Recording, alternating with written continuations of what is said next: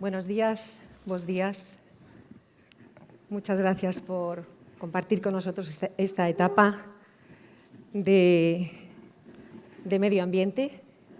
Vamos a hablar de la Agenda 2030, vamos a hablar de ecología, que es la ciencia de la casa, y vamos a hablar de cambio climático.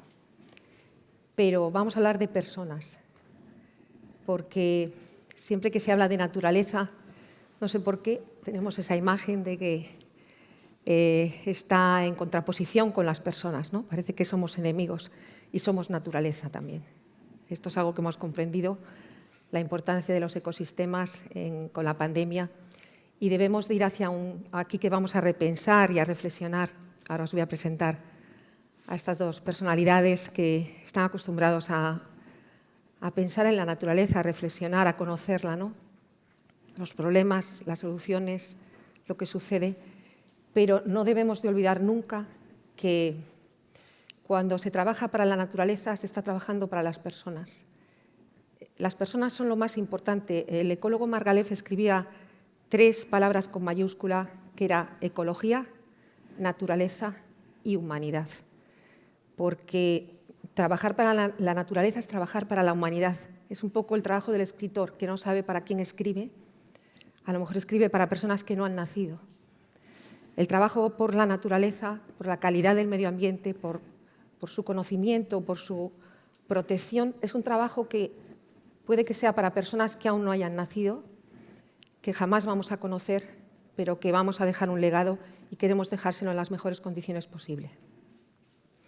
Me acompaña en esta etapa de medio ambiente el doctor Salvador Fojón Polanco, que es un escritor, divulgador de la naturaleza, es lo mismo que decir un gran pensador de la naturaleza, y además es un gran conocedor del cambio climático en la fachada atlántica. Bienvenido, Salvador. Él es el doctor Salvador Fojón, y aquí tenemos a la doctora Lucía Viñas, que es investigadora del Instituto Español de Oceanografía. Trabaja en contaminación marina, es una investigadora de la contaminación marina. ¿Y por qué están ellos dos aquí? Pues por 2 objetivos del desarrollo sostenible. El número 13, sabéis que son 17 los objetivos del desarrollo sostenible. El número 13 es el objetivo de acción por el clima, y por eso vamos a hablar de cómo nos puede afectar el cambio climático en la fachada atlántica. Y por otro lado, el objetivo número 14 de desarrollo sostenible, que es la vida submarina, en la que la doctora Lucía Viñas, Lucía tiene mucho que contarnos, puesto que ella trabaja en contaminación marina y conoce perfectamente eso que nosotros no vemos, ella lo ve, y qué tenemos en el agua y cómo nos puede afectar. Pero en mi introducción quería hacer 2 apuntes antes de comenzar. Tenemos tiempo para reflexionar. Quería también recalcar la importancia de este foro internacional, Carta de Santiago, organizado por la Fundación Paideia, por la Xunta de Galicia, por la Consellería de Cultura, precisamente porque de aquí va a salir un documento que puede ser, a lo mejor no es vinculante, pero sí puede ser una brújula de cómo se pueden hacer las cosas a partir de ahora. Porque siempre estamos a tiempo de cambiar el rumbo, ¿no? Estamos a tiempo yo tengo mucha fe, creo que esa es una fuerza de la naturaleza, el creer que las cosas, la esperanza, nos hablaban ayer, ¿no? La esperanza de que podemos hacerlo mucho mejor, claro que sí. Si algo tenemos los seres humanos es una capacidad de imaginar, de crear, que podemos aprovechar también en el plano científico para empezar a hacer las cosas de otra forma. Y quería hacer 2 cosas. Una reflexión antes de comenzar a hablar, todos en conversación, de la que espero que salgan muchas cosas que puedan servir. Y es esa reflexión de la importancia de las personas, ¿no? Las sociedades avanzadas se distinguen porque protegen a los más débiles. ¿Quiénes son los más débiles? Pues son las personas mayores, son los niños, personas que tienen sus capacidades limitadas, personas que están vulnerables por alguna situación desgraciada o económica, y también ahora en esa situación de vulnerabilidad, de la noche a la mañana, aquí en Galicia, están las personas del rural. Muchas de ellas no lo saben. No saben que dentro de 1 año o 2 les va a pasar un cable de alta tensión por encima de su casa, porque no se lo van a decir. No saben que el monte, que ellos llaman monte, se va a llamar poligonal y va a ser un polígono industrial. Debemos empezar a pensar, ayer lo dijo el presidente de la Xunta, que tenemos que ir a una transición justa. Una transición justa es una transición justa con las personas. Y ahora mismo esas personas merecen participar de la emergencia climática, que se debe hacer sin precipitación, porque una emergencia gestionada con precipitación es un caos, y haciendo participar a las comunidades locales que deben estar en el centro de todas las actuaciones para garantizar que se esté haciendo bien, porque todos los objetivos de desarrollo sostenible, los 17, están enfocados a la humanidad, a las personas. Y la naturaleza no está en contraposición con las personas, al contrario, está a favor. Y quiero dar una buena noticia, porque ayer dijeron, hay que dar una sorpresa. Bien, yo tengo una sorpresa, que voy a beber un vaso de agua para darla, porque es una noticia y me parece importante. Y con esto acabo, porque quiero, por supuesto, que habléis vosotros. Pero, bueno, es una noticia que a mí me ha emocionado. Llegó hace 2 días, antes de venir aquí, y había empezado a primeros de año, cuando Victoria Fernández Armesto, bueno, Cristina Fernández Armesto y yo escribimos una carta a la UNESCO, que era como escribir a los Reyes Magos, ¿no? Pidiendo que las reservas de biosfera, que pertenecen al programa MAP, que es el programa Men and Biosphere, es decir, es hombre y biosfera, persona y biosfera, es el programa internacional más importante de conservación de la naturaleza. Ellos son los que gestionan las reservas de la biosfera y lo hace la UNESCO. Y se nos ocurrió escribir una carta a los Reyes Magos pidiendo que en las reservas de biosfera se hiciera un desarrollo industrial más controlado, o por lo menos que se valorara antes qué especies podían estar allí. Bueno, notificamos nuestra situación de desamparo. Es una carta que se entregó en mano en la sede de la UNESCO en París. Nos dieron el recibí y no tuvimos más noticias, ¿no? A mí me decían, oye, Mónica, ¿por qué no volvemos a escribir y tal? Y vamos a esperar y tal. Yo me había olvidado, la verdad, me había olvidado. Y antes de venir aquí, que no sabía qué iba a decir, y ayer decía Gunter Pauli, hay que tener una sorpresa. Bueno, pues yo la tengo. Ayer llegó una carta del Ministerio para la Transición Ecológica, del Gobierno de España, y también el reto demográfico, importante, porque eso parece que nos estamos olvidando, ¿no? Del Organismo Autónomo Parques Nacionales, Secretaría del Comité Español del Programa MAP, informe del Consejo Científico sobre incidencias en reservas de la biosfera. Incidencia, futura construcción de parques eólicos, reserva de la biosfera, Mariñas, Coruñesas e Terras do Mandeo. En Galicia tenemos 6 reservas de la biosfera. El 25% del territorio de Galicia es reserva de la biosfera. Eso da una idea de la riqueza que tenemos todavía de especies, de paisajes, de bienestar para la población, de biodiversidad, de agua. Es decir, no solo hay viento, es que hay muchísima riqueza. Por eso el 25% está dentro de este programa en el que no solo se conserva la naturaleza, sino a las personas dentro de la naturaleza, porque ese es el futuro. Los alimentos de cercanía, la protección del agua, las personas trabajando en esos medios. Está todo el mundo en la ciudad, pero no pueden venir de la ciudad ahora a especular con el rural y dejarlo abandonado, ¿no?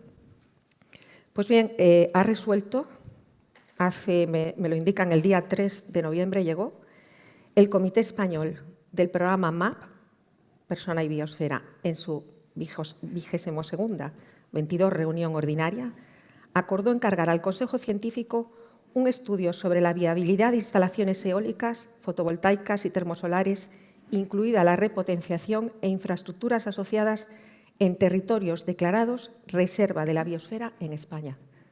Esto es una noticia y para nosotros que nos dedicamos a la conservación de la biodiversidad también una gran noticia, porque va a haber que preservar mejor no solo las reservas de la biosfera en Galicia, las 6 que tenemos, alguna además compartida con Portugal y otra con Asturias, sino además las reservas de la biosfera en toda España, poniendo el foco en la importancia que tiene la biodiversidad. Y de biodiversidad vamos a hablar con nuestros ponentes y ya quiero darles paso a ellos porque me gustaría empezar preguntándoos qué es para vosotros la biodiversidad. Antes de empezar en vuestros temas, Salvador, ¿qué es para ti la biodiversidad? Biodiversidad es un término que acuñó, si no me equivoco, Edward Wilson, Exacto. que es el padre de la ecología contemporánea, vivo todavía, debe tener 90 años, un hombre, bueno, pionero en muchísimas cosas, el padre de una ciencia, de la sociobiología, ¿no? El concepto de biodiversidad lo que quiere decir es que es más fácil que funcione un sistema ecológico en equilibrio entre varias especies complejas. El medio es diverso, las especies que lo ocupan también son diversas, cada una ocupa un nicho, cumple una función, etc. Y del colectivo surge como una propiedad emergente el equilibrio. Bien, entonces lo que Wilson nos dice es que cuanto más complejo es ese equilibrio diverso, biodiverso en este caso, eso estabiliza las propiedades del ecosistema en el que se instala ese colectivo, ¿no? Y que en consecuencia las propiedades de esta biosfera que habitamos insensiblemente, tan panchos y tan contentos, las características y proporciones del aire que respiramos, la naturaleza del agua que consumimos o disfrutamos, el medio en el que está instalada la biosfera, tiene una serie de propiedades físico-químicas que en gran medida dependen de la estabilidad que le proporciona la biodiversidad y que en consecuencia, ojito con andar dándole recortes a la biodiversidad, porque no sabemos, no tenemos una medida clara de su complejidad. La ecología es la ciencia más compleja que existe, aún no nos permite establecer equilibrios más allá de media docena de especies y parámetros físico-químicos, y que en consecuencia es más estable un mundo de color que un mundo en gama de grises. Es más estable un mundo en gama de grises que un mundo monocromo. Y lo más probable es que un mundo capado, un mundo podado, se desestabilice. La desestabilidad conduce no sabemos a dónde. Y en consecuencia, la biodiversidad no es una bandera ideológica, es una estricta necesidad científica y humana, que es un asunto también muy interesante, ¿no? No sabemos a lo que nos exponemos con los recortes en biodiversidad, ¿no? Sí, porque son cosas que nos parece muchas veces que no sirven para nada, ¿no? Se ve como un adorno, ¿no? La biodiversidad es un adorno, es nuestra red, son nuestros contemporáneos, son los que hacen que estemos aquí. Lucía vigila el medio marino y asiste en primera persona a la contaminación marina que no vemos. Tú la ves, pero nosotros la intuimos a veces, porque cuántas veces hemos ido a la playa y hemos visto, no sé, algo así extraño, ¿no? Algún lavado de sentina que ha caído por ahí, pero tú ves mucho más, ¿no? Tú ves los contaminantes que nosotros no apreciamos. ¿Cómo está el mar? ¿Cómo están nuestras costas? Pues, a ver, hablar en general de cómo está el mar es muy complicado. Siempre hay zonas. Es cierto que la zona costera, que es la más biodiversa, por otro lado, la que deberíamos proteger más, es la que está peor, porque casi todos los aportes de los seres humanos vienen de tierra. Entonces, la zona costera suele ser la más impactada, suele ser donde nos centramos más en nuestros estudios de contaminación, porque si no pasa nada allí, es muy difícil que pase mar abierto, pero al revés es más factible. Hay zonas en Europa que cuando tratamos de ver si un nuevo contaminante tiene sentido o no estudiarlo, vamos a ciertos ríos concretos. Si allí no lo hay, no suele tener mucho sentido estudiarlo en otros sitios, pero normalmente lo encontramos.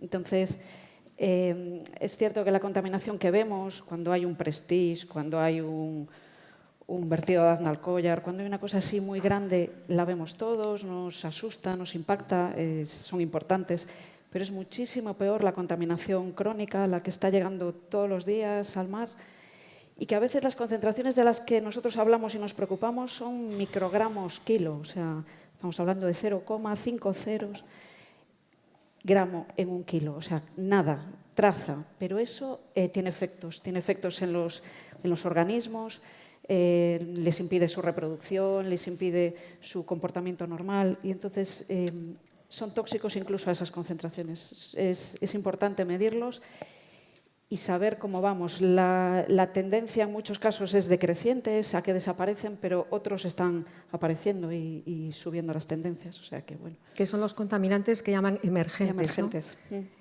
Y eso es que es un asunto porque nosotros, claro, nos llega la noticia, ¿no? de la contaminación que vemos, ¿no? Es una noticia durante un tiempo y luego desaparece. Pero esto es como la hierba, ¿no? Tú vas por tu casa o llegas a hacer una trocha si vas siempre por el mismo sitio, ¿no? A lo mejor no ha venido una pala y ha abierto todo, ¿no? Un día y luego se recoloniza. Pero si tú todos los días caminas por el mismo sendero, acabas abriendo lo que se llama una trocha, ya no crece más la hierba, ¿no? Este tipo de contaminación yo creo que es un poco así, ¿no? Es una contaminación que no apreciamos, que no vemos, que no somos conscientes del daño que estamos haciendo y al ser constante la naturaleza no puede recolonizar, no puede recuperarse, porque vosotros hacéis un control, eso es lo que estáis viendo, ¿no? De esos emergentes. Yo trabajo en el oceanográfico. El oceanográfico tiene como dos misiones importantes.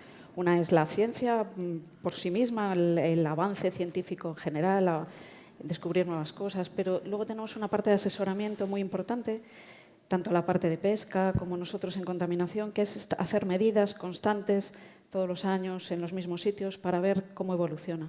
Esos datos que luego se mandan a convenios regionales o a la Unión Europea, que son los que sirven para ver cómo se está comportando el medio y cuánto están sirviendo las medidas que se están aplicando en realidad para mejorar la situación. Y luego además es que no podemos hablar aquí de límites geográficos, ¿no? Porque claro, el mar es un medio muy homogéneo. No, ¿Cómo hay se hace cosas, esto? por ejemplo, el mercurio lleva muchos años muy limitado en Europa y sin embargo sigue llegando al mar en Europa. Y estamos viendo que como llega es vía atmosférica de otros países o de otras zonas del mundo en la que aún se está utilizando mucho. Entonces, cuando hablamos de contaminación marina tiene muy poco sentido intentar solucionar, yo que sé, en Galicia o en una ría. Está todo conectado, todo llega a todos los sitios. Hemos encontrado pesticidas en la Antártida, contaminantes en todos los sitios. No queda un sitio prístino en ninguna parte del mundo. No nos digas eso. Y es cierto que hay contaminantes que son muy persistentes. Hay cosas como el DDT que lleva décadas prohibido y sigue apareciendo. Sistemáticamente lo encontramos en nuestras concentraciones decrecientes. Cada vez está menos presente el DDT y más presente el DDE, que es un metabolito del anterior, y acabará desapareciendo. Pero las medidas que tomemos ahora se van a notar quizás en 50, 60 años. O sea, no van a ser inmediatas en muchos de estos contaminantes más persistentes. Entonces, bueno, tenemos que tener visión a largo plazo y intentar que ya no se usen y se produzcan cantidades enormes, lo que sabemos que es perjudicial. O sea, que tú estás en tu laboratorio del Instituto Español de Oceanografía y estás viendo lo que, o sea, no solo lo que está en el mar, sino lo que ha caído del cielo, lo que ha venido de aportes de tierra, es decir, que lo que hacemos a lo mejor a muchos kilómetros de la costa, tú lo acabas viendo en tus análisis. Sí, se ve. Nosotros nos centramos. El agua no nos gusta mucho analizarla porque se mueve mucho, nos indica menos cómo está una zona, pero sí nos centramos en el sedimento que concentra muchos contaminantes y también utilizamos mucho el mejillón silvestre que filtra y por lo tanto acumula los contaminantes que están en el mar y nos dan idea de cómo está el medio. Y ese análisis lo hacemos sistemáticamente para estudiar todos estos contaminantes y los emergentes, que a nosotros nos gusta más llamarlos de interés emergente, porque muchos llevan muchos años siendo usados, no es que sean nuevos, pero nos estamos dando cuenta ahora de lo peligrosos que son.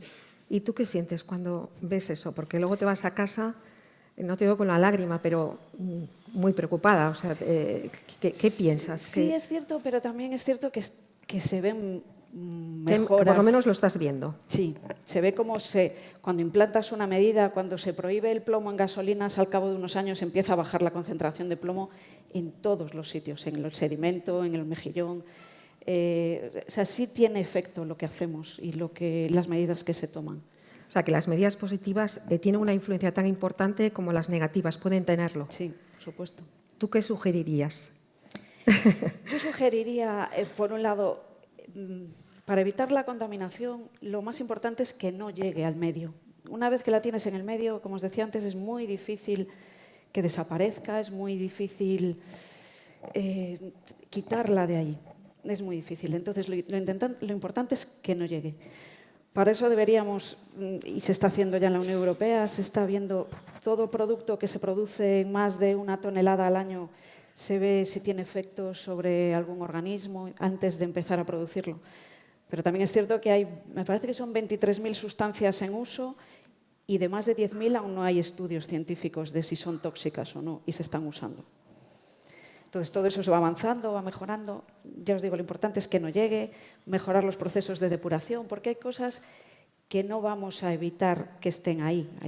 Y entonces, por lo menos, hay fármacos que están causando daños en el medio ambiente. Y tampoco vamos a decir que se deje de usar este fármaco si no hay uno mejor, pero a lo mejor hay que mejorar la depuración de las aguas para que no acaben llegando al mar. Y yo, sobre todo, una medida que me parece fundamental es aumentar el conocimiento científico, estudiar todas estas sustancias que faltan por estudiar, ver cuáles son sus efectos. Nos falta aún mucho conocimiento para poder tomar buenas medidas. Bueno, aquí llegamos a la conclusión de que sin ciencia no hay futuro, que hemos comprendido totalmente, ¿no? Porque la ciencia ha salvado a la humanidad, está salvando a la humanidad en este momento, ¿no? Y Salvador, tú que te centras en el cambio climático en la fachada atlántica, el conocimiento también, aparte de que es una pasión para ti, que lo sé, porque yo a Salva siempre que le llamo está estudiando, tengo su imagen en su casa de ir a verle y me dio una envidia tremenda. Tiene una casa muy bonita en Oza Cesuras, al lado de una iglesia, y recuerdo perfectamente haber ido a verle por algo y estaba, bueno, su casa es como la casa de Darwin, o sea, está llena de nidos, no sé si tienes hasta una salamandra por ahí viva que anda. Sí. Yo el primer nido de carriza lo vi en el troglodites, lo vi en casa de Salva, no lo vi en mi casa, que luego me di cuenta de que lo tengo, ¿no? Pero, bueno, con su pareja Paz, pues son una pareja extraordinaria, los dos de sabios, biólogos. Paz, además, se dedica a una especie en peligro de extinción, que es la margaritífera, que está en el catálogo galego de especies amenazadas. Está en los ríos y crece siempre cerca de los abedules. Cuando dicen que los árboles de la ribera que no sirven para nada, pues no, pues sirven para proteger a especies en peligro de extinción. Bueno, pues su casa es un centro de sabiduría. A mí me dio mucha envidia porque yo fui en la época en que tenía niños y no podía tener mucho tiempo. Y entonces él estaba estudiando y entre su casa hay una música y él, estoy estudiando. Entonces, bueno, es un sabio, ¿no? Y entonces... me gustaría, entonces, claro, es una pasión por el conocimiento. O sea, hablamos, el conocimiento nos salva, pues con Salva, el conocimiento nos salva, porque él además lo comunica muy bien. ¿Qué podemos esperar en la fachada atlántica? Porque hablamos de calentamiento global, pero se habla muy poco de las consecuencias que podemos tener aquí en Galicia, que quizás sean más inesperadas por una corriente que él me contó, la corredera termoalina, me parece que es, y me gustaría que Salva nos explicara esa paradoja del cambio climático en la fachada atlántica que ha adquirido él con su conocimiento y su tiempo de estudio. A ver, la corredera termoalina es la corriente del Golfo, ¿no? La corriente del Golfo nos trae agua calentita desde el Caribe hacia aquí y consigue el extraño milagro de que la temperatura en la costa, la temperatura aquí es 10 grados superior a la que tiene en Nueva York, estando a la misma latitud. Entonces, esto es una maravilla, es nuestro sistema de calefacción pistonudo, ¿no? De hecho, cuando en Navidades ves las imágenes de Nueva York, están bajo una capa de 40 centímetros de nieve y nosotros aquí, bueno, pues estará lloviendo, pero ni siquiera hiela, básicamente, ¿no? ¿Y esto cómo funciona, no? Pues funciona porque el agua ecuatorial va hacia allá, se va calentando a lo largo del trayecto, llega al Caribe, se calienta muchísimo, les monta los ciclones y tal y cual, no puede pasar porque está América y entonces se divide en dos corrientes que por efecto Coriolis dan la vuelta y vienen para aquí. Y a medida que vienen, se va evaporando el agua, o sea, se concentra la sal, se va enfriando porque la latitud es cada vez más alta, con lo que se contrae y aumenta la densidad, se congela, con lo que aumenta más la densidad, porque la sal se congela mal, se queda en el medio líquido. Es decir, que al llegar al Atlántico Norte, ese agua está muy fría, muy concentrada, muy salinizada, con una densidad tremenda, se hunde en profundidad y genera una especie de vacío, entre comillas, digamos, que obliga al agua de las profundidades a emerger para sustituir en las corrientes, en las fachadas atlánticas, y ahí vamos a parar. Esto pasa exactamente igual en Perú, en California, en la costa oriental, en la costa occidental de Australia. Bueno, entonces, todo esto ha generado un remuiño que es la cucharita que revuelve el cafelito de la sopa que nos tomamos, ¿no? Bueno, esto supone que materiales esenciales para la vida, como el nitrógeno y el fósforo, que cuando los cadáveres se mueren se hunden y se van al fondo, pues se acabarían en superficie. Gracias a este mecanismo tenemos la emergencia, esto es lo que los oceanógrafos llamáis el afloramiento, el upwelling, y disponemos de nuevo de materias primas para seguir construyendo vida. Y esto sucede en Galicia, en Namibia, en California, en Perú. Esas son las fuentes de riqueza oceánica occidentales. Bueno, muy bien, estupendo. Lo hemos entendido por los pelos, porque la verdad es que es un fenómeno extraordinario. ¿Qué es lo que está pasando en este momento con el cambio climático? Que se está deshelando, que se está fundiendo el polo, ¿no? El casquete polar se funde. Como acabo de decir, el hielo tiene muy poquita sal. Eso es agua básicamente dulce que va a diluir esa corriente necesariamente hipersalina, concentrada, etcétera, etcétera. A medida que se incorpora agua dulce a ese remolino, el remolino se ralentiza porque el motor que lo anima está disminuyendo. Esto quiere decir que nos vamos a quedar sin corriente del Golfo y, de hecho, si no me equivoco, ya habéis observado una cierta ralentización de la corriente del Golfo.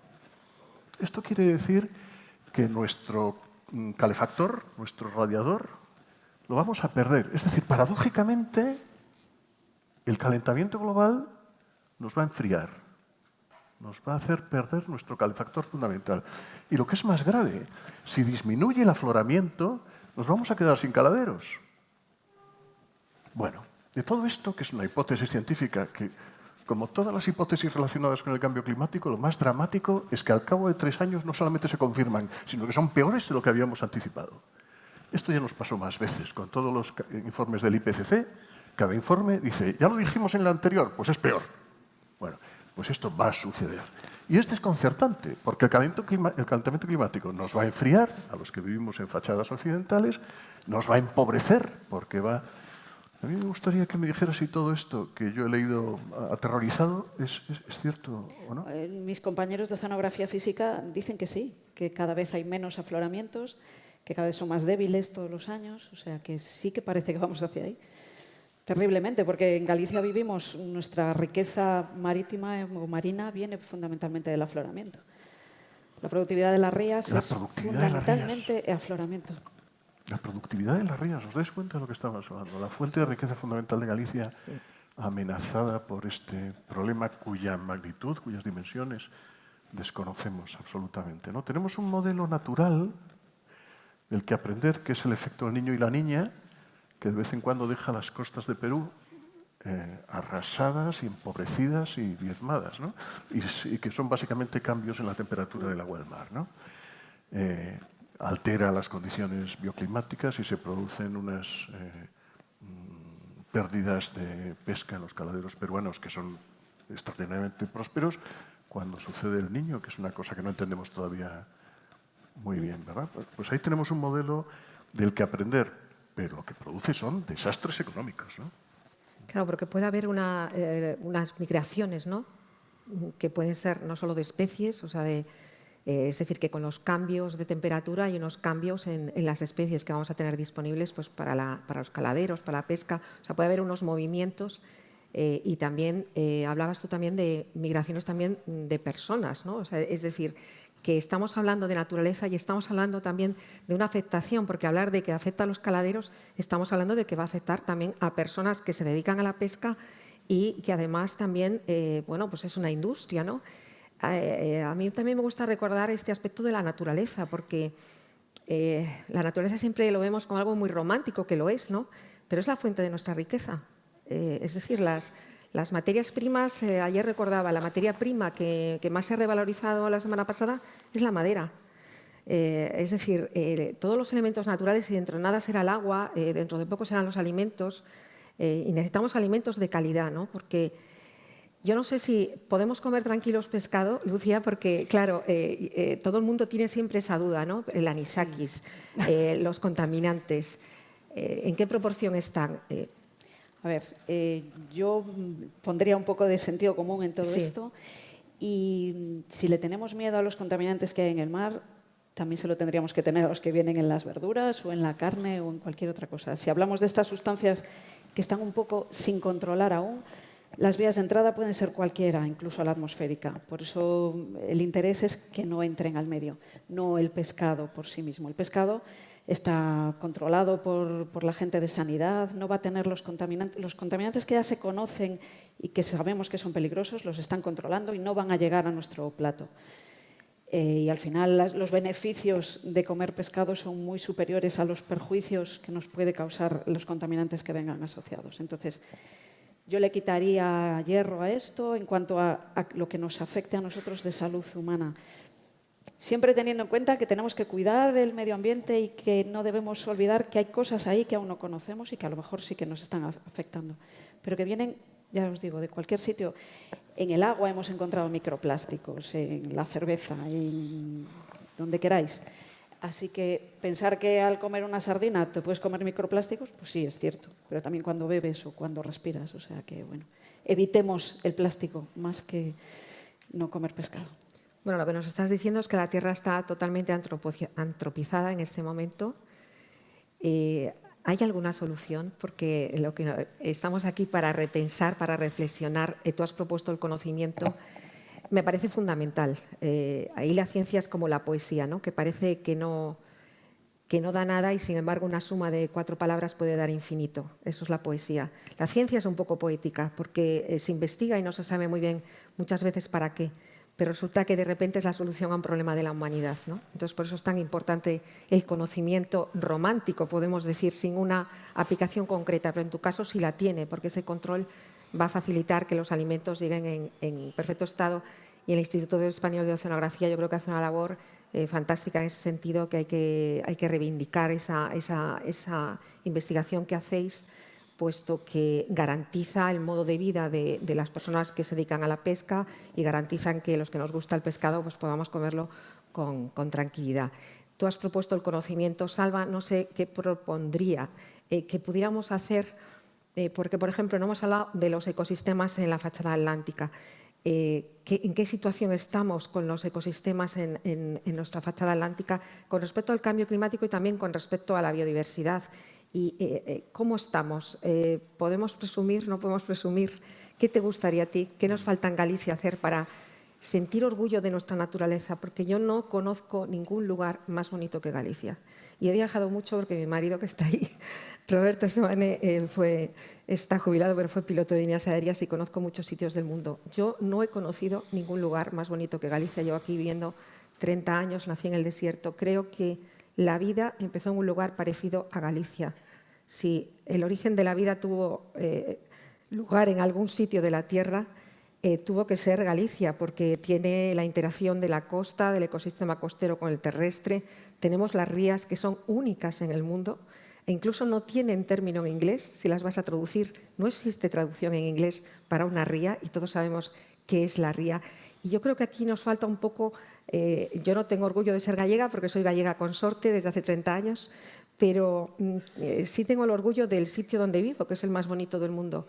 Y me gustaría que las personas tuvieran ese orgullo de su naturaleza, ¿no? Creo que eso falta quizá, sentir que es muy hermoso lo que tenemos, que no podemos entregarlo a nada, ni a la especulación, ni es que es el bien común, además, que hay que hacerlo partícipe a todo el mundo y que tenemos que tener un conocimiento y a la vez esa sensación que ya tienen todas las personas, que yo creo que el alma gallega está hecha de montes, de ríos, de lluvia, de la siada, ¿no?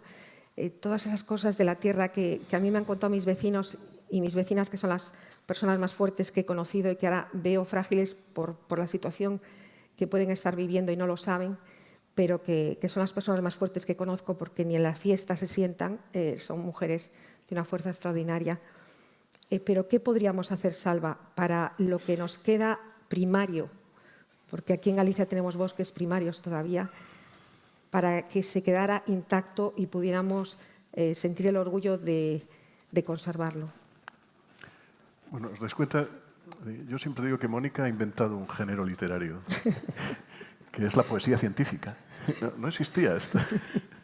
O divulgación poética, ya nos dirás cómo se llama esto, pero es un género literario inexistente, pero en el fondo tiene una carga científica, una carga de profundidad tremenda, expresada en la forma más lírica que uno pueda concebir, y la verdad es que es maravilloso. A mí me deja siempre impresionado, ¿no? Es verdad que Galicia tiene un ecosistema insólito en el sentido de que somos la puntita meridional de un ecosistema septentrional, ¿no? Entonces el bosque caducifolio atlántico mixto pues ocupa toda la fachada atlántica de Europa hasta Escandinavia, y aquí llega por el norte de la península ibérica hasta nosotros, ¿no? De hecho, hay muchas especies que se despiden aquí de sus ecosistemas, ¿no? Y nombrabas antes margaritífera, ¿no? Los mejillones de río. Es una especie bioindicadora tan potente que su presencia casi garantiza la limpieza del agua, ¿no? De hecho, hay dos formas de identificar el medio, que es recurrir a los químicos que analizan los contenidos, o recurrir a los biólogos que con unas botas sucias y mirando el ambiente dicen: hombre, mira, esto es una cagada de nutria, le acaba de pasar un martín pescador, estos ameneiros, abedules, hay truchas en el agua y hay margaritífera, este río está sano, está limpio, porque está quien tiene que estar, están sus habitantes y se les ve a gusto, ¿no? Y en consecuencia, si tiene media docena de especies bioindicadoras potentes, podemos acreditar de que el ecosistema está sano. Y luego venís vosotros y lo comprobáis, ¿no? Y decís: pues oye, tenías razón. Y yo qué sé. Pues, sí. Lo curioso es que ese río, como los nuestros, el Mendo o el Mandeo, pues son captaciones de agua para su consumo excelentes. Bueno, margaritífera está, como es un animal filtrador, garantiza y purifica, contribuye a este proceso de limpieza de las aguas.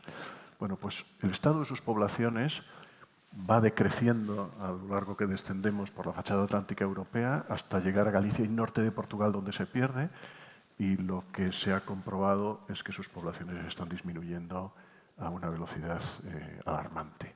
Con el agravante de que sus conchas quedan en el medio y se pueden analizar y proporcionan información, como los toros de los árboles, ¿no?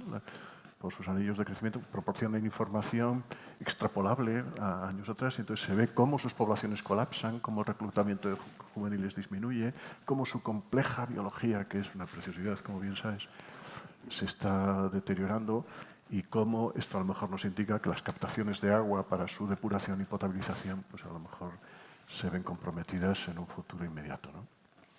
Y esto conecta con el otro tema que tocabas, que es sin duda el más importante, ¿no? Que es la repercusión en la gente. O sea, el cambio climático y la pérdida de la diversidad no puede ser una cuestión de especulación teórica, ¿no? En este momento ya hay sitios invivibles, ¿no? Hay sitios invivibles por su temperatura, por la carencia de leña, porque el suelo no se puede cultivar, porque las cosechas se mueren, porque no hay recursos de ningún tipo, por la temperatura en verano alcanza los 50 grados y la especie humana no puede vivir a esas temperaturas. Esos sitios están siendo abandonados. ¿Y qué pensamos hacer con esa gente?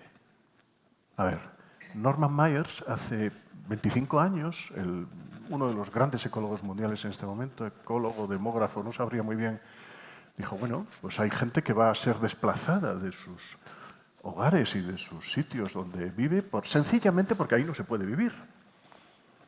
¿Qué pensamos hacer con ellos? Y él dijo: en breve van a ser cientos de millones de personas. Esos cientos de millones de personas están abandonando ya los cinturones ecuatoriales, desertizados, esquilmados, arrasados por multitud de razones, pero entre otras en este momento por las perturbaciones ecológicas, donde no se puede vivir. ¿Qué pensamos hacer con ellos? Bueno, pues hay que compartir. El planeta se ha vuelto pequeñito, lo podemos recorrer en 24 horas. El aire es el que respiramos todos, el agua justita, porque el agua es la 10ª parte de la 10ª parte, ¿no? La dulce es la 10ª parte del total y la líquida la 10ª parte del total, entonces justita y cochina.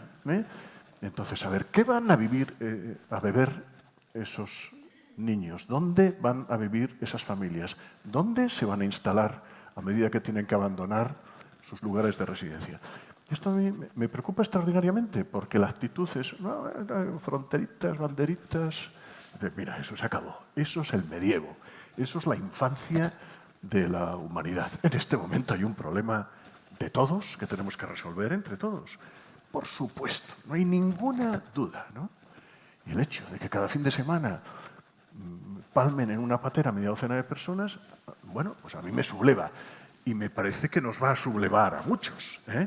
Y que, bueno, pues a ver qué forma toma esta sublevación. Pero yo creo que va a tomar una forma beligerante a un plazo corto, porque es una cuestión estrictamente de conciencia. Esto no se puede vivir así, no se puede uno dormir. Yo siempre me pongo el ejemplo de que viene un niño a pedir limosna a la puerta de tu casa y tu padre le da una patada, lo echa, el niño sale llorando, despavorido y tal, y tú, que tienes la misma edad que aquel niño, te quedas a la puerta de casa, miras a tu padre y no le puedes mirar a la cara nunca más en la vida, ¿no? Bueno, esto es lo que estamos haciendo en este momento, ¿no? Bueno, ahí lo dejo. Y es lo que conectábamos desde el principio, ¿no? ¿Creéis que los conflictos que probablemente ya están aquí van a ser por los recursos naturales? O sea, sin duda, ¿verdad? Sin duda. Es que además cuando las cosas se les ponen feas a estos países que están... Las etnias se desmoronan, las culturas se desmoronan. Las culturas que les han servido para adaptarse a la vida en ese ecosistema, en esa infancia de la humanidad, cada cultura no es nada más que pautas etológicas. Es que yo no conozco otro idioma, no sé nada de... Pero las distintas culturas son pautas ecológicas para sobrevivir en el medio. En el Kalahari o en Groenlandia para los inuits. Son pautas etológicas. En este momento tenemos que parir una urgentemente que nos permita sobrevivir a todos en el planeta, ¿no? Nos hace falta una metacultura que tenemos que inventarla de cómo se respeta el agua. ¿Qué es lo que se está pasando a estas culturas que ven arrasados sus medios de subsistencia? La peor de las paradojas es que lo último que les queda por vender es la madera de sus bosques, de bosque primario. Lo que nadie plantó nunca, lo que nadie cultivó nunca. ¡Uy, qué maderas más bonitas! Bueno, pues arrasamos la Amazonía, arrasamos los bosques del Congo, arrasamos dentro... Pero ¿de dónde demonio va a salir el oxígeno que respiremos todos pasado mañana? ¿Pero en qué estamos pensando? Estamos arrasando, talando literalmente el 1% de los bosques primarios cada año. Y llevamos haciéndolo 50 años. Joder, no hace falta ser un científico para darse cuenta que nos queda menos de la mitad del bosque primario, de las selvas primarias, las que funcionan, las biodiversas, las que nadie plantó, las que están ahí como producto de la selección natural, gestadas y elaboradas como ecosistemas en clímax, que quiere decir en equilibrio, estable, adaptadas a las actuales circunstancias desde hace millones de años. ¿En qué estamos pensando? Nos quedan la mitad de los arrecifes coralinos muertos, lo que le llamamos blanqueamiento de los corales, es la muerte. Bueno, pues quedan el 50% de los arrecifes coralinos y, sin embargo, son los captadores de carbono que permiten estar bajando. Las dos biomáquinas que captan más carbono de la atmósfera son las pluviselvas tropicales y los arrecifes coralinos. Uno lo convierten en carbonato cálcico, en caliza, y lo entierran en el suelo. El otro lo convierten en madera, que de forma más o menos estable, pero permanece ahí con la que... Bueno, pues las dos máquinas están seriamente deterioradas. Fijaros, a mí me preocupa más que el carbono que producimos, el carbono que ya no se puede recaptar. Porque las máquinas encargadas de hacerlo están estropeadas. Y podemos recaptar el carbono también con bosques, por ejemplo, ya no va a ser bosque primario. Esperemos que funcionen, esperemos que funcionen, claro. Pero está por ver, ¿eh? Porque sí. Lo que decíamos Cuéntame. al principio, la biodiversidad característica a estos bosques, bueno, y en Galicia lo estamos viendo muy bien, nuestro ecosistema natural ha sido sustituido por una manta de eucalipto que podrá captar mucho carbónico, pero el día que lo pille un foracanta, que son las plagas del eucalipto, no tiene la menor defensa porque es clónico. Es absolutamente clónico. El día que pille una enfermedad, bueno, sí, entonces tenemos pesticidas, ¿no?, para echarle, o así. Como no hay un equilibrio ecológico, porque eso no es un bosque, es una plantación, un concepto fundamental. Sí. Son plantaciones, no bosques. Clónicos, de una sola especie y generalmente de una sola variedad. Entonces, el día que los pilla una enfermedad, produce la devastación más absoluta. Esto ya se ha comprobado, además, con muchas especies recuperadas de la nada. Hoy quedan 14 ejemplares, los vamos a meter en una reserva y recuperamos un ejemplo muy bonito, la foca monje, ¿no? La foca del Mediterráneo, que no sabía, bueno, quedaban 4 ejemplares, se han recuperado, quedan muy bien. Un día el señor que los cuidaba fue a verlos con su perro. Digo, qué bien, ya tengo el doble, ya estamos recuperando la especie. Esto fue en las costas de Mauritania. Y el perro contagió el moquillo a unos cachorritos de foca y se murieron el 80%. El 80% porque son clónicos y su capacidad de defensa inmune ante una enfermedad nueva es para todos la misma. Como sean sensibles al moquillo, palmaron todos. Entonces, la fragilidad de las poblaciones artificialmente creadas es extrema. Y eso en las plantaciones es paradigmático. Quiero decir, al día siguiente más insecticidas, más pesticidas, porque todo, por supuesto, aparecen las resistencias, naturalmente, ¿no? Pues En fin. me vas a permitir que vuelva a hacer una frase poética, científica, que me gusta decir que la naturaleza expresada en números se deshace como un ramo de amapolas, ¿no? Yo no sé si alguna vez habéis intentado recolectar un ramo de amapolas. Las vemos ahí, están maravillosas, han nacido, son plantas arbenses, nacen en los cultivos y te quedas embobado como Renoir, como un pintor impresionista, ¿no? Esa belleza que de repente decides parar el coche y decir, voy a hacer un ramo de amapolas, ¿no?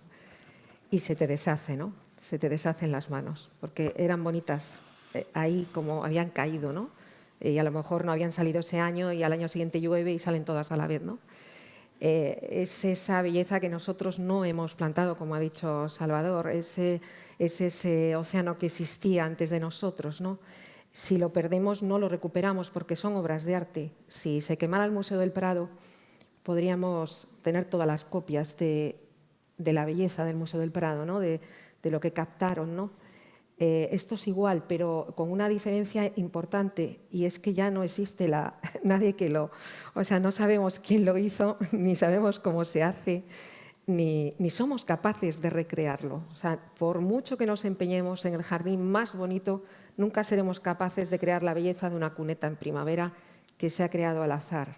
La naturaleza en Galicia y la naturaleza en la tierra tiene la firma invisible del azar, o sea, afirmo el azar. Hay personas que le llaman Dios, hay otras personas que creen en un espíritu, hay personas que creen que es la fuerza del universo. Me da igual, es el azar. O sea, eso está firmado por algo, por alguien, por una fuerza que desconocemos de dónde proviene, empezó en la Tierra, empezó en otro lugar, pero realmente no podemos dejar que se vaya sin tener el conocimiento antes, porque no es lo mismo, como dice Salvador, un bosque, una fraga en Galicia, las fragas do Eume, que están acosadas por eucaliptos y dentro de unos días por aerogeneradores, por máquinas de 200 metros.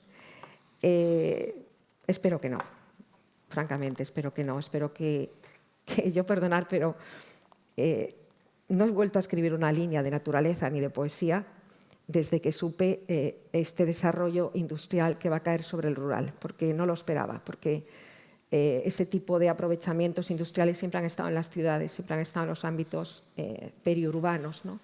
Y de repente que caiga sobre el rural, a mí, que quiero ser siempre positiva, quiero pensar que es porque el rural vale muchísimo, porque ahí no solamente se está buscando el viento con la poligonal, sino que se está buscando el agua, la tierra, los yacimientos arqueológicos, la cultura, los materiales que puede haber en el suelo, las especies en peligro de extinción que a lo mejor nos den un medicamento.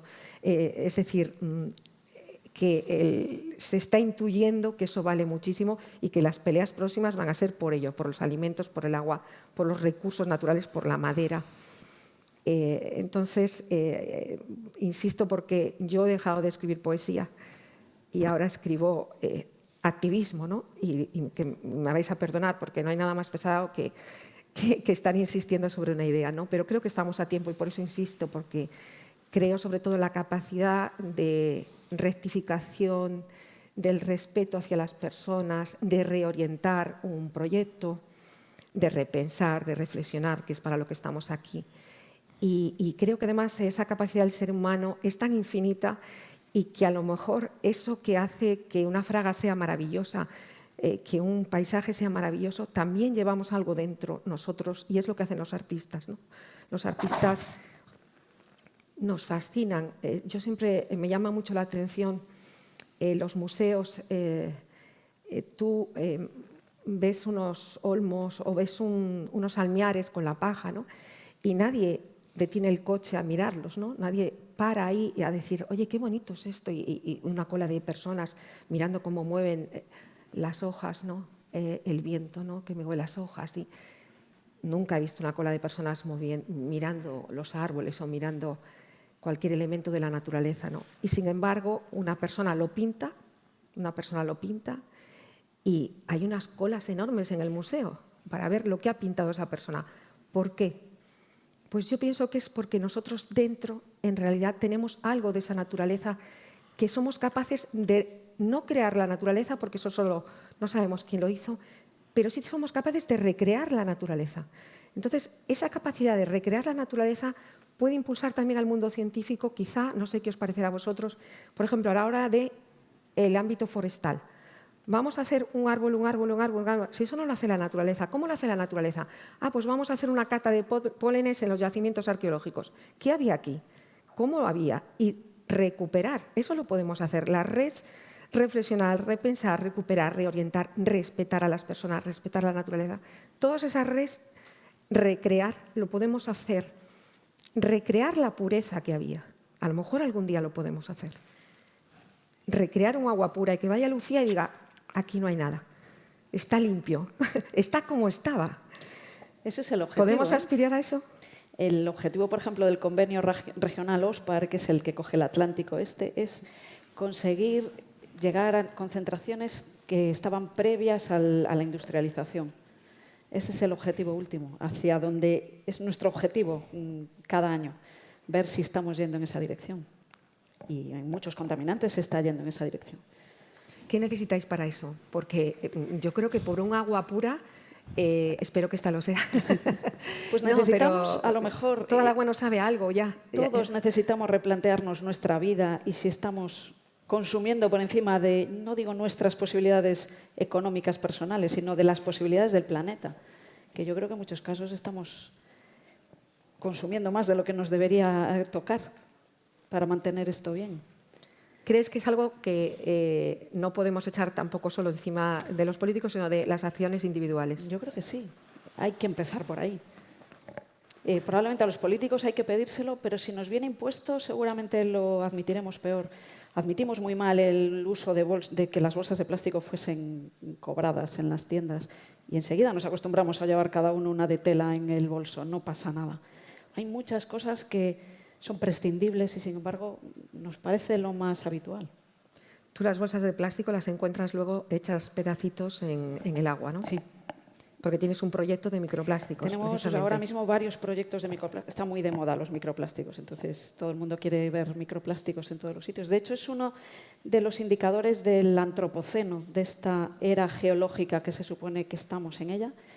En la capa sedimentaria se distingue por aparición de pesticidas, aparición de plásticos. Es lo que diferencia esa capa antropocénica de la previa, del Holoceno anterior. ¿Se sedimentan también como una tarta geológica, digamos? O sea, ¿sí? Sí. O sea, tú ves colorines. A veces los ves a simple vista, a veces los ves al microscopio, a veces los ves al hacer un análisis y ver los plastificantes ahí, pero están. Pero tiene una dinámica física, o sea, se van... Sí.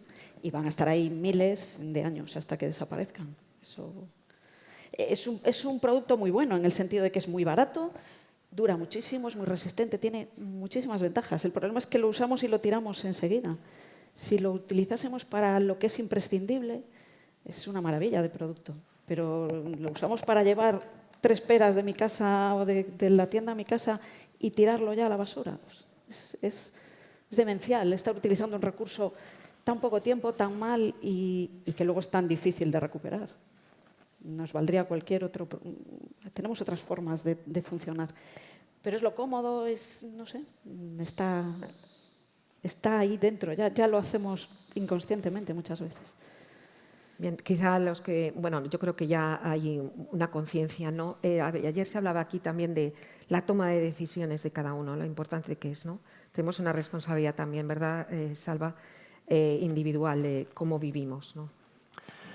Sí, me estaba viniendo a la cabeza en este momento un concepto que además se ha difundido muy bien, que es el concepto de huella ecológica, ¿no?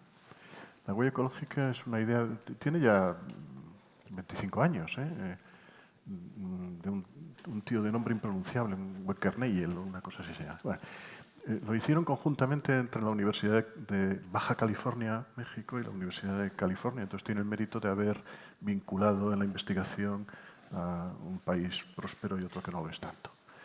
Bueno, las ideas del concepto de huella ecológica, la básica es ¿cuánto terreno necesitas para generar lo que consumes? La ropa que te viste, los alimentos, el agua que utilizas y, por supuesto, cuánto terreno necesitas para depurar los desechos que originas en el agua, en fin, el bosque que necesitas para consumir el carbónico que exhalas, etcétera. Es decir, cuánto terreno necesitas para estar ahí con tu vida, tu ropa, tu ocio, tu casa, tu familia, ¿no? Los datos son interesantes. Acá hay una serie de estimaciones matemáticas complejísimas y tal, muy bonitas. Bueno, pues fijaros. Tocamos a 2 hectáreas por persona del mundo, ¿no? Dividimos entre 7.000 y pico millones la superficie habitable, tocamos a 2 hectáreas por persona. Un españolito de a pie necesita, para hacer su vida, 4 hectáreas por persona. Un yanqui necesita entre 10 y 12. Entre 10 y 12. Un holandés, 6. Un escandinavo, 8. Un canadiense, 6. ¿Y cómo se sostiene esto? Yo estoy utilizando el doble de lo que me toca y un estadounidense utiliza pues el triple o el cuádruple. ¿Cómo se...? Bueno, pues porque hay mucha gente en el mundo que vive con la 10ª parte de lo que le toca, en vez de con 2, con 0,2. Pero un niño de Ruanda tiene 0,01 hectáreas para vivir y sale adelante, ¿no? Y ahí está. Es decir, primera conclusión, la estructura ecoeconómica, ecológico-económica del mundo se basa sobre la injusticia. Sobre una injusticia planetaria perpetrada de forma crónica, diaria y sostenida, como si esto fuera lo más normal del mundo. Hay países que viven con sus 2 hectáreas, y es asombroso, porque vive con 2 hectáreas México, Argentina, Chile, Sudamérica vive con 2 hectáreas. Y lo que me gusta más, el índice de desarrollo humano, que es un coeficiente de la UNESCO que aúna cultura, sanidad, economía, un poquito y tal, bueno, ¿qué tal se vive en este país? Pues resulta que el índice de desarrollo humano de Chile pues es aceptable. Otra cosa es que luego haya desigualdades sociales o tal, pero tienen una huella ecológica sostenible y un índice de desarrollo humano aceptable. Coño, pues a lo mejor hay que tomar nota y decir, oye, hay que apretarse un poco el cinturón, empezar a redistribuir un poco los recursos, empezar a pensar que esto es insostenible. Pero la conclusión más bonita de todo es que si hacemos el cociente entre los 7.000 millones de todo lo que consumimos todos, resulta que te salen 2,5 hectáreas por persona. Consumimos más de lo que hay. Tocamos a 2 y consumimos 2,5. Estos numeritos son relativamente recientes, o sea que son fiables. Pero no puede ser, no puedes consumir más de lo que hay. Sí, nos estamos cargando todo. Ay, no digas estamos eso. destruyéndolo, Sí. estamos consumiéndolo. Sí, sí, O sea, sí. tú podías vivir de rentas, que esto es la energía solar y el funcionamiento físico-químico de la biosfera. Podíamos vivir aquí estupendamente, pero estamos destruyéndolo. Consumimos más de lo que el planeta produce. Esto conduce al desastre. Y después la otra idea fundamental es que este desastre se ha generado aproximadamente en 2 siglos. Todos esos potingues que tú analizas, Lucía, tienen 2 siglos de... Sí, en muchos casos menos. Estamos hablando de los años 50 del siglo pasado. Hacia aquí Entonces, entonces, cuando hablamos del cataclismo del Cretácico, viene un pelotazo cósmico ¡bum! Y extingue aquí a todo lo que tal. Esto, en términos geológicos, 200 años, tiene las mismas dimensiones. Esto es un impacto súbito de una especie tonta, o inconsciente, o irresponsable, no sé cómo calificar a la especie humana, sobre unos equilibrios fraguados a lo largo de millones de años sobre este planeta y que conforman una biosfera perfectamente habitable, magnífica. Bien, vamos, a mí me chifla. Pues os voy a hacer una pregunta, que es el turno ya de preguntas, pero os voy a hacer una pregunta a vosotros. ¿Sois optimistas? ¿Sois pesimistas? ¿O no queda más remedio que ser optimistas? Porque si somos pesimistas no vamos a hacer nada. Yo creo que yo soy optimista. Creo que cuanto más conocemos, más estamos teniendo en cuenta todo ese conocimiento y avanzando. O sea, me gusta ser optimista y lo poco que voy estudiando, creo que vamos en el buen camino, pero aún queda mucho. Muchas gracias, Lucía. Salvador. ¿Te cuesta? Me cuesta muchísimo. Hombre, hay que ser optimista, ¿no? ¿Y en Galicia? No, espera, vamos a ver. ¿Crees que en Galicia tenemos esperanza de...? Espera. Yo tengo mis esperanzas puestas en el hecho Porque tú eres un marinista, de que hace 15 Salva. años... Cuéntanos, para dejarnos una imagen bonita, tu última inmersión. Y ya damos paso al turno de preguntas. ¿Cómo es la Galicia submarina? Que siempre hablamos del Caribe y tal. ¿Cómo es la Galicia submarina? Es el paraíso terrenal, ¿no? Tenemos una... Tenemos todavía hoy, porque Sí, hace unos días estuviste sumergido. Sí, por supuesto. Existe. Bueno, existe. Pero me has quitado... No, lo que no quiero es que nos dejes. No, Dinos que yo vamos a lo conservar que quería eso. decir es que hace solo 20 o 25 años descubrimos el problema del ozono, ¿no? Que la capa de ozono, bueno, que nos dejasteis asombrados los químicos, diciendo el ozono nos protege de la luz ultravioleta, que produce unas mutaciones a todo pasto y nos tiene muy verde. Y resulta que los gases que estamos utilizando como expansores en determinados productos de calefacción y neveras y no sé qué, destruyen el ozono, se está abriendo un agujero. ¿Por qué lo llamábamos agujero? Porque las capas de la atmósfera no son exactamente concéntricas, sino que tienen un poco de forma lenticular. Entonces, en los polos son muy aplastaditas, entonces cuando llega un momento que se consume, baja y se abre un agujero, ¿no? Esto fue el agujero de la capa de ozono. Entonces, estos señores, fijaros el poder de la ciencia, nos dicen, se está abriendo un agujero en un sitio que no conocéis debido al consumo de un producto que ignoráis por un mecanismo que desconocéis absolutamente, que son los gases de la nevera. Y les creímos. Se modificó toda la industria para evitar ese tipo de productos. ¿Sabéis lo que ha pasado? La capa de ozono se ha recuperado. Bueno, pues aquí tenemos Esto es magnífico, una noticia ¿no? Bueno. positiva que quiero acabar en positivo, porque ahora vienen las preguntas del público, que vamos a dar paso con Pedro Calaza a ellas y bueno, y también el público que está aquí, que supongo que tendrá también más preguntas que certezas. ¿Qué es lo mejor que puede uno tener? Dudas.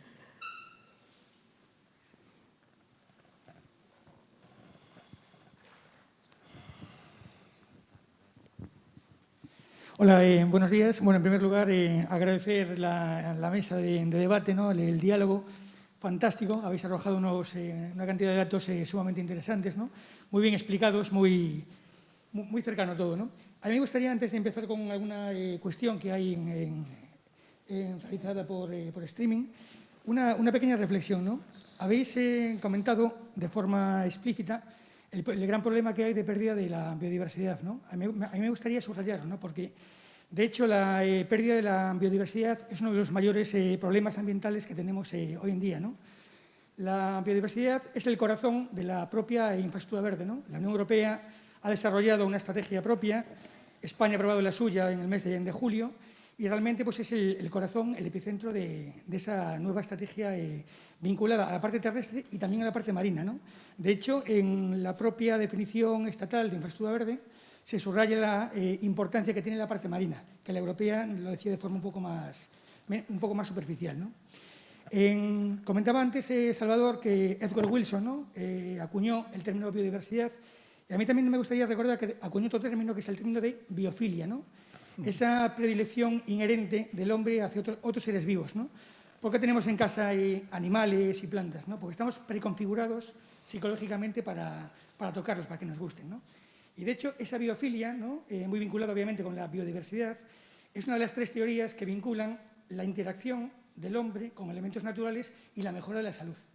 Y de hecho, la biofilia ha dado lugar a un movimiento internacional de urbanismo biofílico, y también a un movimiento internacional de ciudades que son ciudades biofílicas.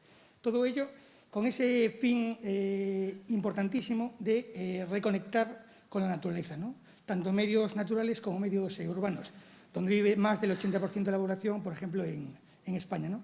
Por tanto, con esta idea, ¿no? de biofilia y de biodiversidad, me gustaría preguntar cómo podemos, en cierta medida, trasladar esa importancia, sobre todo a la población, ¿no? Porque realmente desde un prisma legal, normativo, hay ya experiencias, hay cosas encima de la mesa, pero quizás la gente todavía no entiende realmente la importancia de la biodiversidad, ¿no?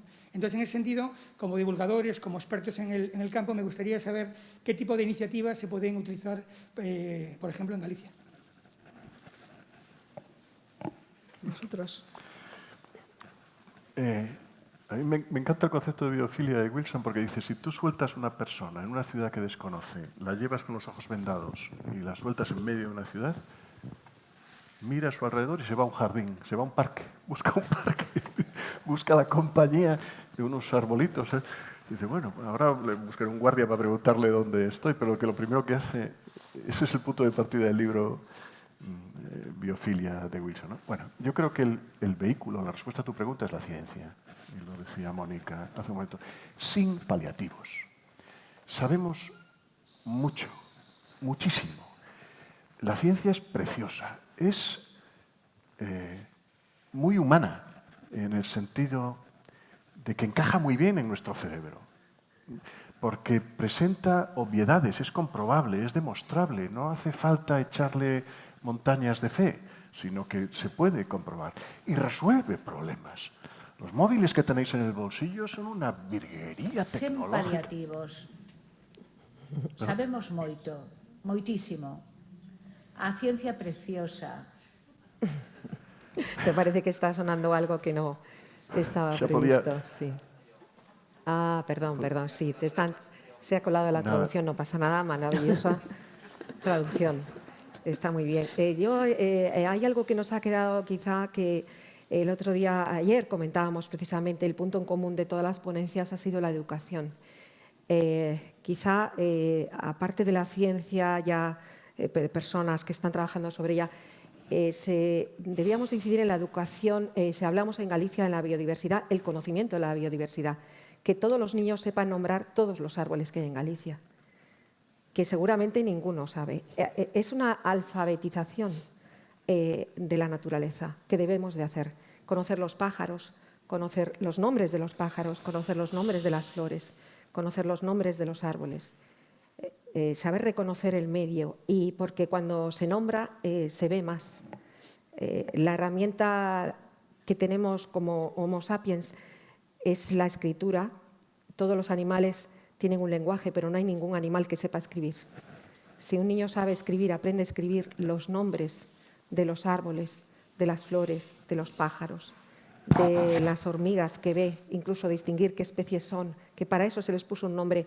A mí me gusta decir que lo mejor que tiene la naturaleza es la mirada humana, porque tuvo un compositor de música que con ella hizo música, tuvo un pintor que la elevó al plano del arte.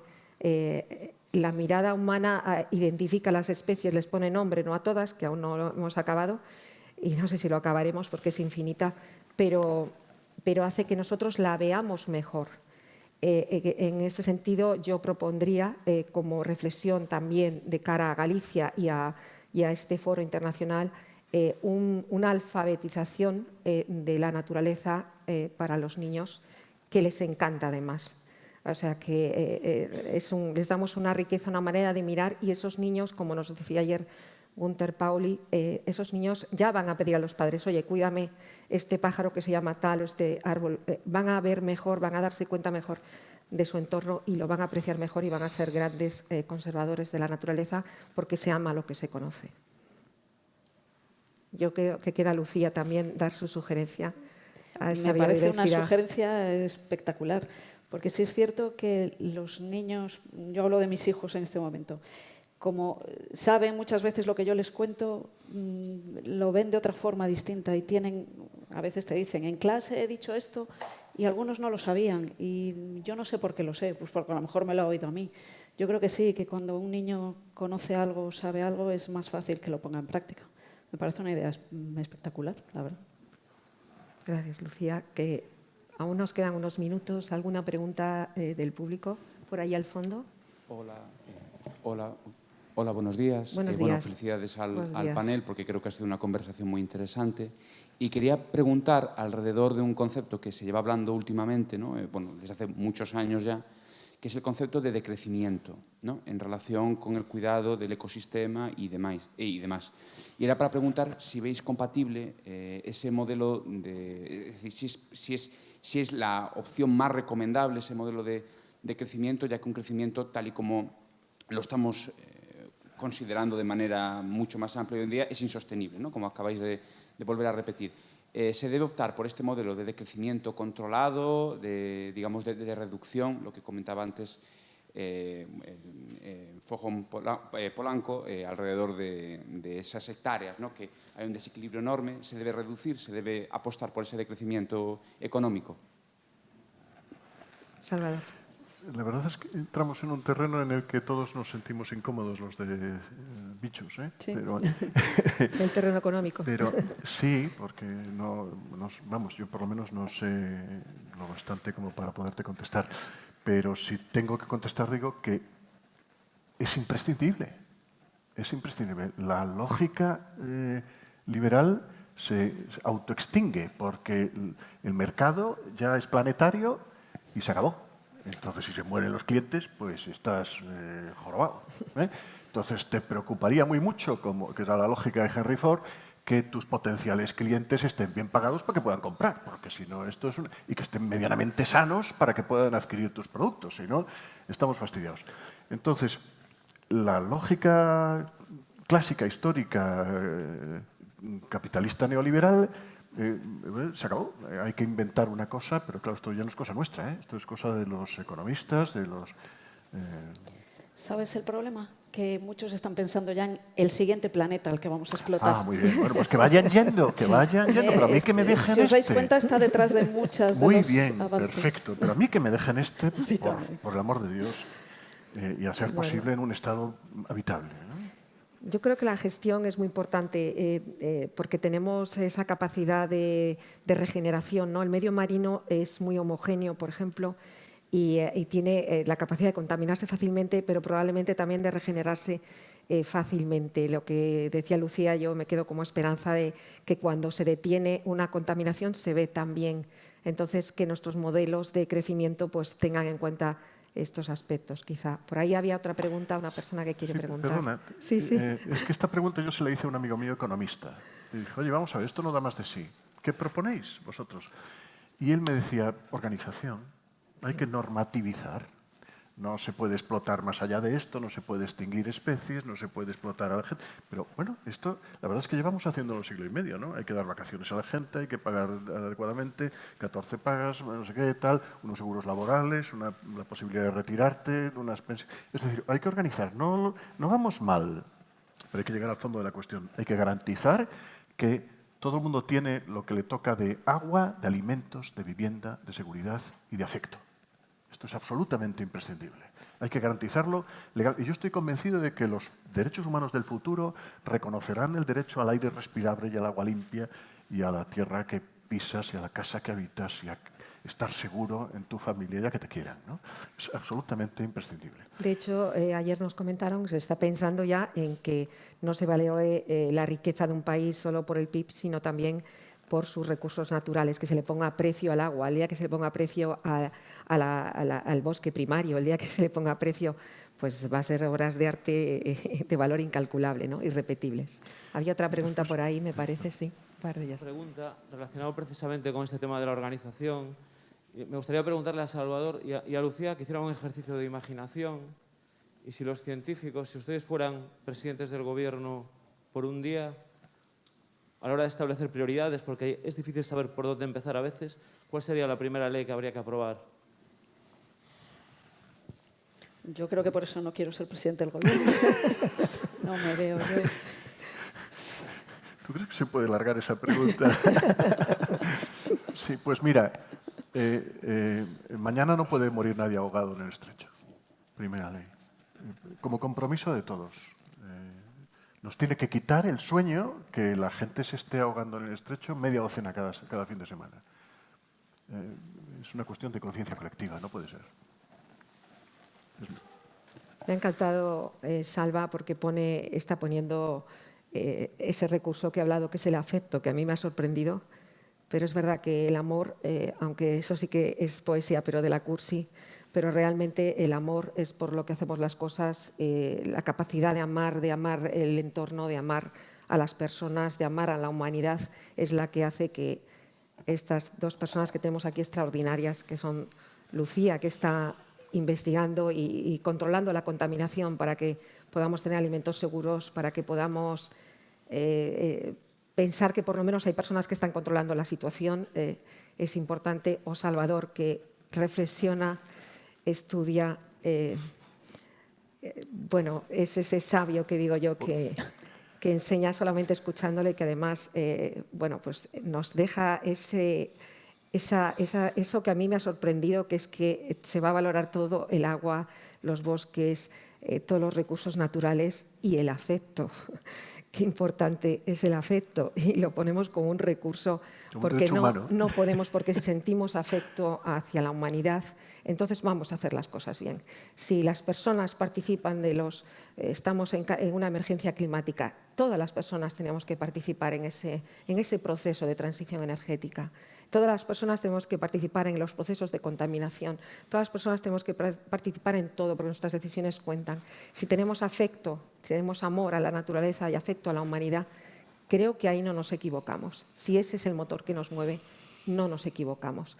Y que no nos quieran equivocar con otros motores, porque solo el afecto real hacia el medio natural es el que de verdad puede estar en la vía de hacer bien las cosas, porque es incluso afecto hacia una humanidad que ni siquiera conocemos.